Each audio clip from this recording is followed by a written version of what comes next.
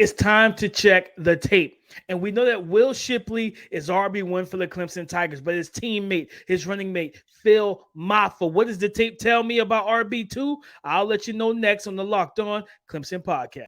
You are Locked On Clemson, your daily podcast on the Clemson Tigers. Part of the Locked On Podcast Network, your team every day. What's up, Clemson family? Welcome back to the Locked On Clemson Podcast, your daily podcast covering your Clemson Tigers, part of the Locked On Podcast Network, your team every day. I'm your boy, Damian Parson, always on the ones and twos. You can find and follow me on Twitter at DP_NFL.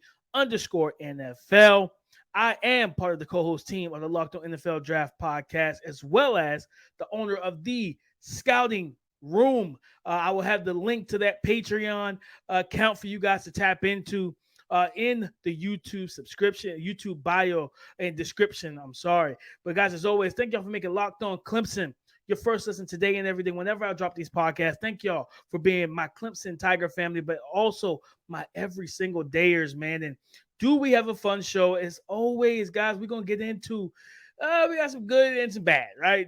Start with the bad, what we're going to talk about a little later. Losing a four-star offensive lineman to Tennessee. Tennessee starting to be a thorn in our sides when it comes down to recruiting, man. There's been some recruiting battles between us and the Volunteers, and they have gotten in the way a little bit, So we're going to talk about that when we get to On the Prowl. We're going to talk about some trap games, right? So there are two games that are described to be trap games per Athlon Sports. For the Clemson Tigers on the schedule. We're going to look into, I'm going to read the blurbs on that and tell you my thoughts on that. And to kick it off, we're going to check the tape, CTT, baby, with running back Phil Mafah. And guys, as I said in the opening, we all know that Will Shipley is RB1, right? He's the most versatile, all that type of stuff like that. But man, when you turn on the tape, and you watch, now granted, and I can tell you straight up, guys, Will Shipley got majority of the run, right? With Phil, he only had 152 snaps on running downs, only 98 carries for 515 total yards rushing, over 5 yards per carry and 4 touchdowns, right? So, as a guy that worked, because this is a versatile. Well, last year it was a very versatile run game where it was kind of almost an even mix, especially for him with zone and gap runs and things of that nature. But out of his 98 total runs, 13 were of the 10-plus yardage variety, right? His longest run on the season was 39 yards versus Louisville. But it was I really went and watched the Louisville and Syracuse games. I wanted to see when he got more, like 10 or more carries. Because at the end of the day, running back is such a feel and momentum position. It's hard to say, yeah, this guy's going to kill it with 7 carries a game. I'm sorry, what?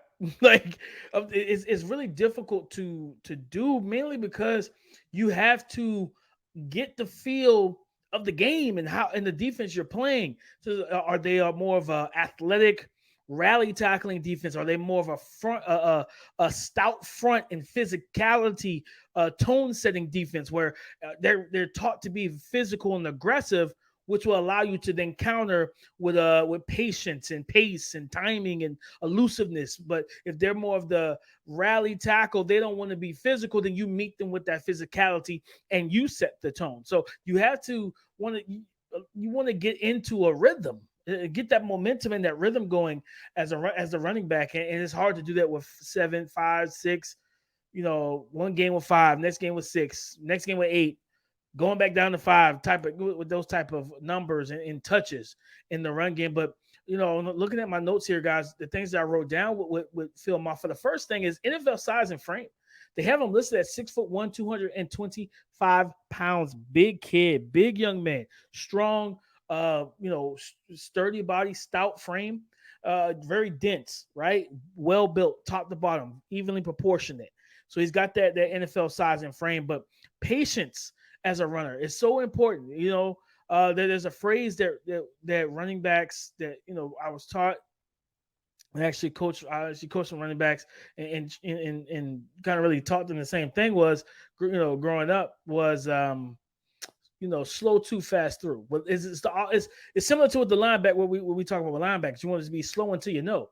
So linebackers read and run and locating the football, you want to be slow until you know. So you don't want to shoot gaps and jump downhill and it's a reverse, right? You're attacking the A gap or you're attacking the B gap, thinking it's power, and it's actually a double reverse. And now you're nowhere near the ball and stuff like that. It's the same thing for running backs. You want to be slow to fast through, which means you want to be patient in reading your blocks and approaching the hole. But once you realize that the hole is open and there's room for you to work, now you burst through and now you're fast. Now you burst and you turn into and you kick it into a gear, and now you're going fast through the hole. So you're patient too, but you're fast through. So slow to fast through type. That's what that means. And for him, you see the patience to attack gaps. I like the footwork, especially with working the gap in the gap scheme runs, or those power runs. And when you have, GT power and the guard and tackle from the opposite side of the formation, they're pulling as lead blockers. And you see him showcase the ability to, first of all, be patient, allow those guys to initiate and activate their blocks, let them do their jobs, right? What celebrity would be dumb enough to outrun their security detail, right? Like you're walking through the mall or whatnot. You rarely see Jay-Z not, without his security, without protecting him and Beyonce. No, they're not going to outwalk those cats, those armed people, right? Those people are supposed to protect them and keep them safe. They're going to walk in unison. They're going to walk behind them. They might walk in the middle of the pack, but either way, they're walking to the beat of that group's drum. Not just Beyonce and Jay-Z, but just in general. Just using some celebrities. But that's what you want with your running back. And Mafah shows that. But the footwork, where if a gap is closed, I always talk about this, man. Same thing with driving, right? When you're driving and there's a road closure, do you know where the next road is going to lead you back to your home or to your destination? Can you find an outlet? Can you find an ulterior route? And if you can't, then you got to pull GPS. And that just takes a lot of time. It takes more time than you actually knowing. So it's the same thing with running backs, right? If that road is closed, if that gap is closed, can you exchange? Can you find an ulterior, right? Can you find another running lane, another gap to attack and get into to make some things happen, right? And so not only is it patience and footwork, but it's patience, it's footwork, it's vision, it's all of those things, right? It's all of those things. And that's what you think about the most. And for me, that was something that I absolutely loved with him, and with his skill set was his ability to navigate condensed boxes and things of that nature. But also he has a strong burst running to attack and get through the running lanes. He runs with power and a forward lean. He's one of those guys that falls forward, where if you do hit him head on, especially once he gains the momentum, it's not so much a stonewall situation. He's compact and dense enough and runs hard enough to where even if you make the tackle, he's falling forward. So he's getting an extra yard to 2.5 in that regard as well. But I'm gonna tell you something. He's underutilized in the passing game. I remember watching some training film of him just working out last year and working on this game, the working on running routes and changing direction and different things like that and catching the football. And I feel like he does a good job of that. He has some surprising elusiveness in open field, being a vertical cutter, stab and cut, read and cut off of the defender's momentum and their leverage. So, and I love the body control and contact balance, man. If you watch the spring game, my guy who just had on the show, go check it out. Andrew Makupa, star safety, one of the star safety pairings for your Clemson Tigers. With him, he had a clean shot. He blitzed off the edge in the spring game. I had a clean shot on it, but Mafah is so dense and strong. He ate and absorbed the contact, and then was able to work out and make a play. So you have the body control and the contact balance to get yards after the yards after contact and after the catch in the receiving game. But I really liked him in pass pro as well. I think the main thing for him is going to be, this is a situation where I want to see Coach Riley feed both of these guys. Don't just make it a lopsided situation in terms of touches. Give Mafah more than enough touches. I'm talking 30, 40% of the running back touches, where if it's a 60-40 split, cool, because especially in the run game, because at the end of the day, you still can use Will Shipley as a receiving back that he is, guys. So when I say I'm checking, when I say I check the tape, I like what I saw from Phil Mafah, patient, physical, NFL size and frame, has good speed in the open field, that elusivity, pass catching, all of that type of stuff. I like what I've seen from him. I just want to see more. Not so much, and it's not on him. It's on the coaches to get him the football and integrate him into the game plan, because these two running backs, Thunder and Lightning, whatever you want to call them, this is going to be really big for this team, especially with a young quarterback like Cade Klubnik getting his first year as a college football starter. So again, guys, got to get Phil Mafah involved. Checking the tape. What did the tape tell me? The tape tell me he's good, but we need to see more. But you want to see more. Listen, I got more for you. And coming up next, man, Athlon Sports talked about and brought up 2 games in the Clemson Tigers schedule that they identified as trap games. So how do I feel about it? I'm going to talk to you guys about it coming up next on the Locked On Clemson podcast. Let me introduce you guys to Bird Dogs. Bird Dogs make me look and feel good, and they're going to do the same thing for you. With Bird Dogs, their khaki stretch shorts are designed to fit slimmer through the thigh and leg, giving you a truly sculpted look. Because, guys, their shorts do the exact same thing as Lululemon, but they fit way better, including fitting way better than the regular shorts that you have in your closet that are made of that stiff, restricting cotton fabric. Because what Bird Dogs uses, and they use a cloud knit fabric that looks just like khakis, but they stretch to give you a way slimmer fit without having to sacrifice movement. You will love the fact that they use an anti-stink and sweat wicking fabric that keeps you cool and dry all day long, especially in the summer. So guys, listen to me. Go to birddogs.com/lockedOnCallers or enter the promo code LockedOnCallers for a free Yeti style tumbler with your order. That's birddogs.com/lockedOnCallers for a free, or use the promo code LockedOnCallers for a free Yeti style tumbler. You will not want to take off your Bird Dogs. We promise you. Steve Layson, I believe that's how you pronounce it, from Athlon Sports, wrote an article, back in June, about 2 weeks ago, talking about he looked at the college football's biggest trap games for their playoff contenders. So, number one, they feel that Clemson is a playoff contender, and rightfully so. Good for them for understanding the assignment, right? But that's the thing, that they view Clemson as a college football playoff contender. But they went ahead, and like I said, for all the teams that they have listed on this article, which I'll have in the description, they went ahead and they picked the 2 games for each of the teams that they believe will be trap games. And lo and behold, for Clemson, they have Clemson, at number 12 on this list. It starts September 30th at Syracuse, and then the second game is October 28th, almost a month later, at North Carolina State. And guys, so here's the reasons why. They said in Clemson's last 2 matchups against Syracuse, again, have been decided by 1 score. Also, the timing, a week after taking on Florida State in a potential preview of the ACC championship, isn't ideal. Now, that's the blur for the Syracuse game. Now, when you look at what it is about the blur for the NC State game, the Wolfpack knocked off Clemson the last time these teams played in Raleigh. So an upset here wouldn't be a surprise. But like the Syracuse matchup, the timing isn't on Coach Dabo Swinney's side. North Carolina State gets Clemson a week after a trip to Miami, following a date against followed by a date against Notre Dame on November the 4th. Now, and those are very true statements, right? Because when you look at what this is, now, yes, Clemson has won, I think, 5 straight against Syracuse, right? Remember last year, DJU got benched, Cade came in, he didn't particularly play outstanding himself, but was able to bring a spark, especially with getting some penalties that went in their favor. End up getting into scoring distance and scoring range and making plays, right? But still, it was a 1-score game, and Syracuse has really shown the ability to play Clemson well. And they have, and their defense typically handles has handled. They've been tough. They've handled us pretty nicely.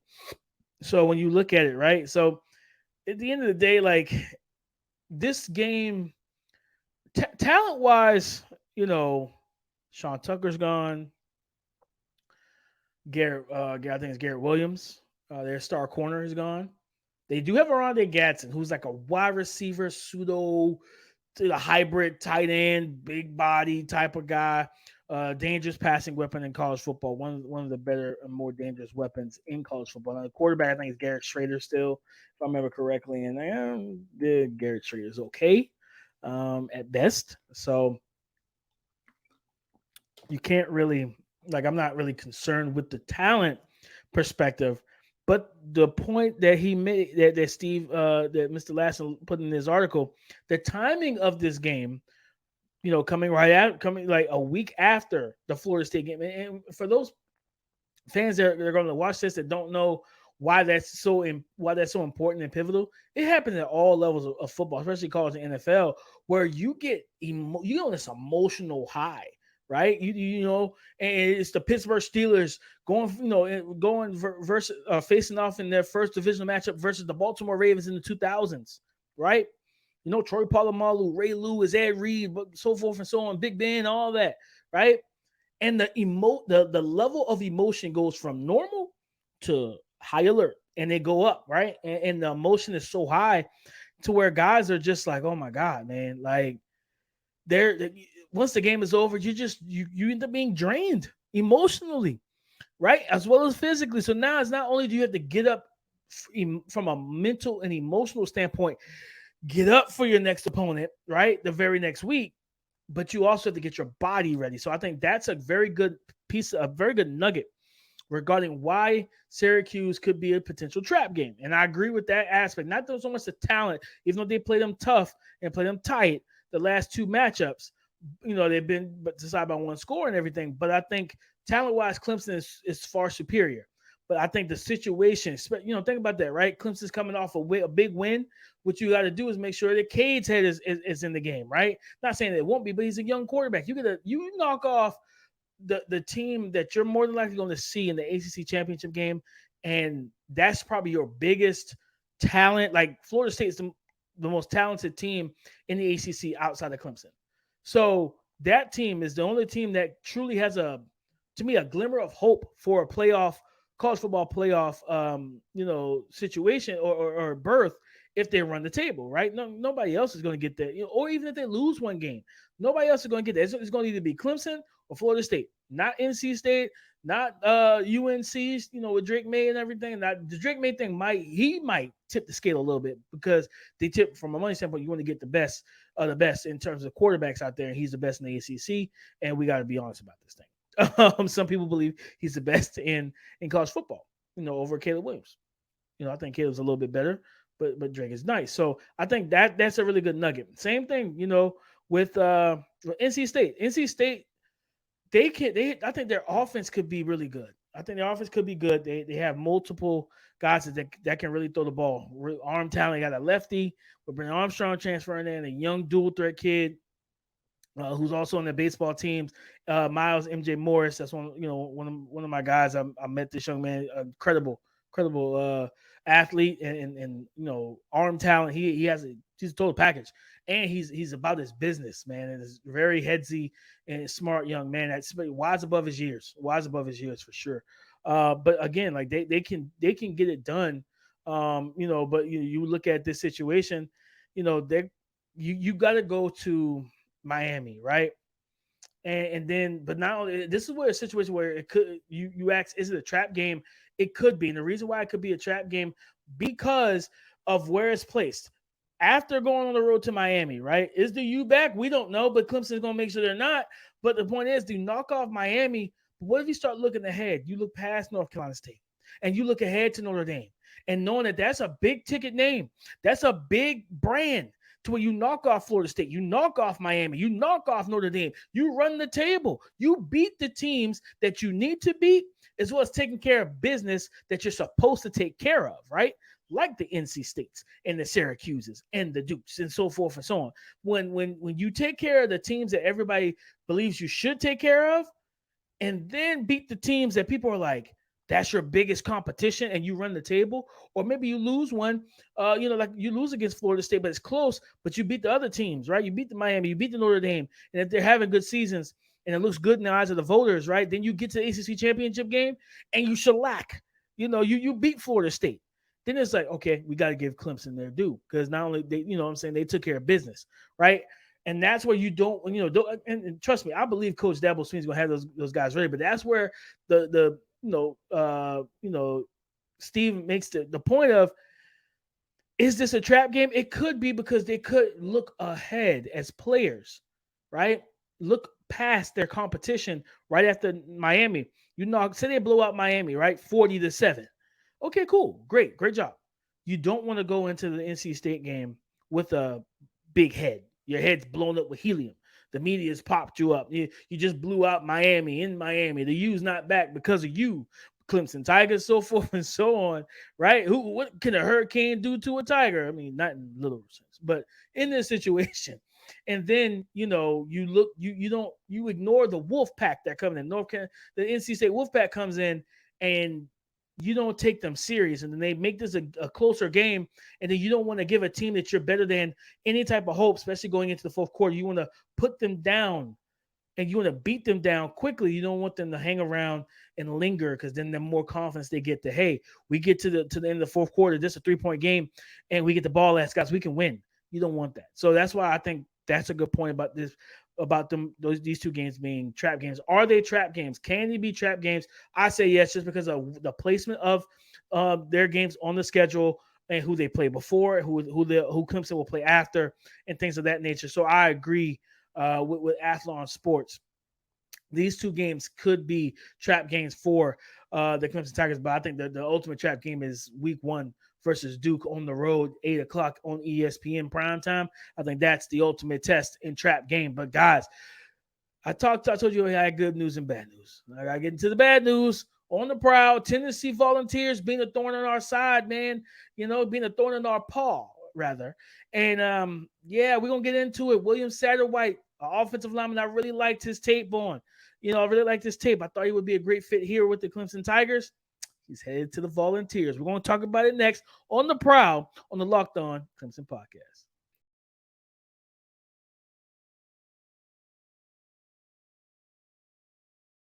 On the Prowl, ladies and gentlemen, and it's not one of the most positive episodes of Varieties. We have some bad news, as I talked about in the segue. William Satterwhite, 4-star interior offensive lineman for the 2024 class, was a guy that we really believed could be a Clemson Tiger. He received his offer on April the 12th of 2023. Physical, strong, 6'4", 6'3", 300 pounds. ESPN, 24/7 Sports, all of them have him as a 4-star recruit. One of the best in the state of Ohio, Akron, Ohio, because he's from Akron, Ohio. One of the best in Ohio, and one of the best interior offensive line prospects in the 2024 class. Well, he's going to Tennessee. He announced via tweet on a couple days ago, on July the 7th. He said, "I will be a volunteer," and said, "Go Vols," all that good stuff.